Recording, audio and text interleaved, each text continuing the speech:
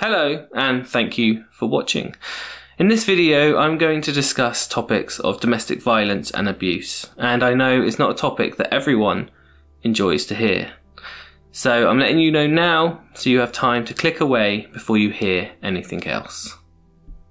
I think there's an important message to be told here, and I feel like it needs addressing, as the show, if it wants to cover topics like this, should be able to be held accountable when it doesn't do them justice. Soaps and EastEnders in general have never been shy on covering domestic violence storylines. I mean, in EastEnders alone, they've covered it multiple times with varying degrees of success. All you've got to do is say the name Little Mo and Trevor, and anyone on the street is going to know who and what topic you are discussing. Even though the storyline that I'm going to discuss is still ongoing, I feel it's reached a point where the issues I raise will still be relevant when it does end. And I also feel that it's lost any value that it may have once had. In 2019, EastEnders decided to cover domestic violence once again, with Gray and Chantelle Atkins. This time, looking at the domestic violence through a family that looked happy on the outside. But behind closed doors, it was a different story.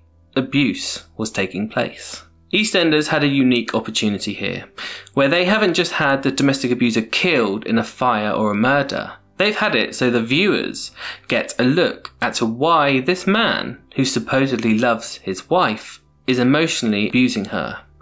And they slightly touched upon this ever so briefly when he started having therapy sessions. The audience at home learned that people aren't born to be abusive or evil.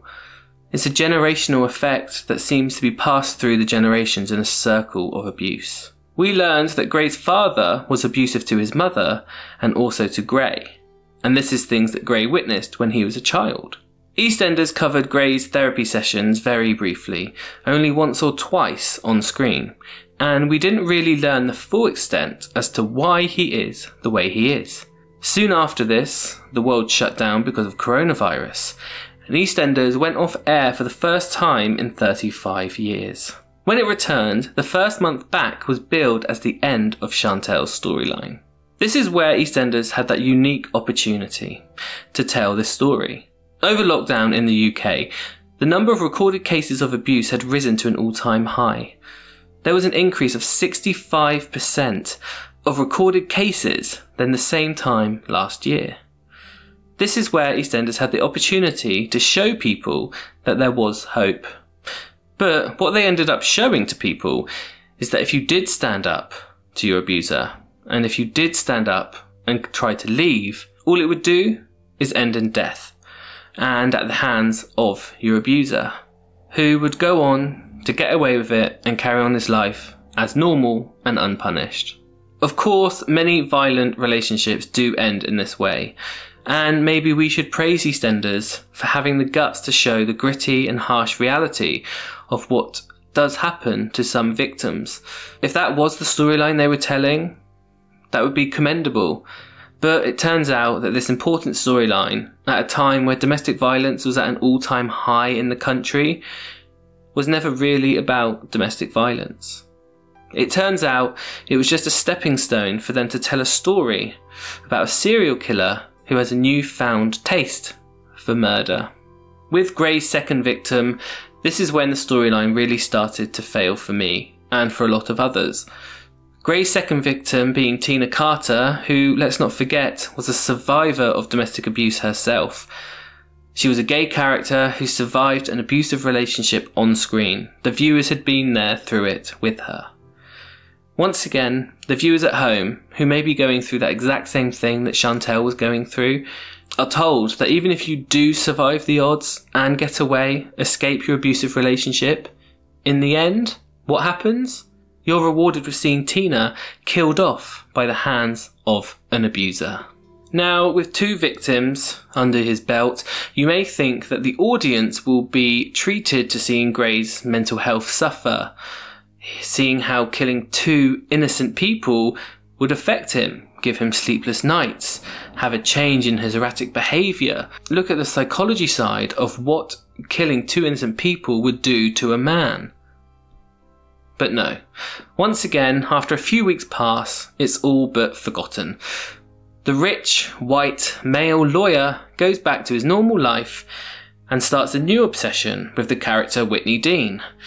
And it seems he falls in love with her pretty much overnight. Gray then finds out that Whitney is actually in love with Cush, another storyline that went from a first date to being engaged in about 8 weeks. And that shows once again how this storyline is being rushed, twisted and turned at every given opportunity, getting further and further away from the important message that they were once trying to tell. Gray then goes on to push Cush in front of a moving train, adding a third victim to his belt. He pretty much risks everything. He's in an underground station full of CCTV that, for all he knows, is fully working. He's wandered through a busy London at night time, and we are treated to a storyline which is so full of plot holes that an investigation by the police is ended within 2 episodes, and Cush's death is treated as an accident. And the audience are treated as idiots. You may think that now Gray would obsess over Whitney, over this woman who he's just killed a man for. He's physically pushed someone in front of a train to get the woman of his dreams, the woman he is obsessing over. But no. Once again, the storyline takes a turn.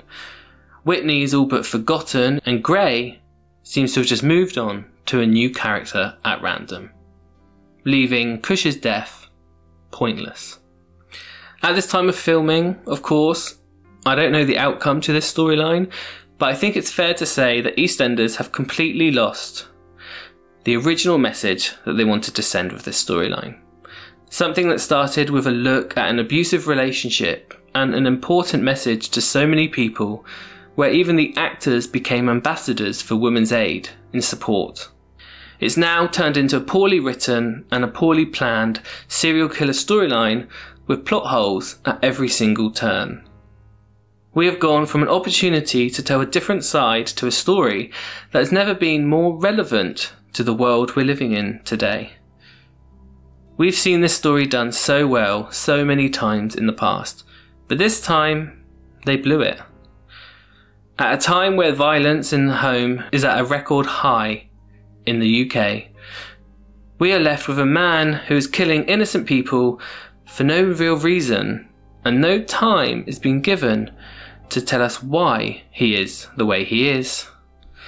And for me, that is why this storyline is the day that EastEnders failed a whole nation.